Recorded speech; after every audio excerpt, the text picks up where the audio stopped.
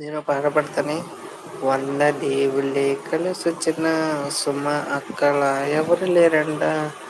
వంద దేవుళ్ళే కలిసొచ్చిన సుమ అక్కల ఎవరు లేరంట. ఈ గ్రూపులో ఈ లైవ్లో శ్రీకాంత్ అన్న కుటుంబజమై నడిపిస్తున్నాడంటాను. నడిచేటి జనాలు ఉన్నారు.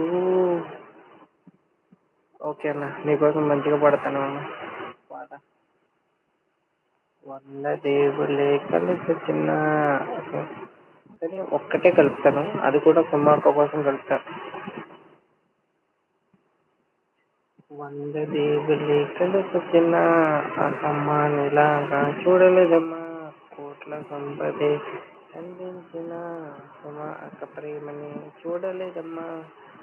ఆ ప్రేమని చూద్దామంటే రెండు కళ్ళు సరిపోవంట.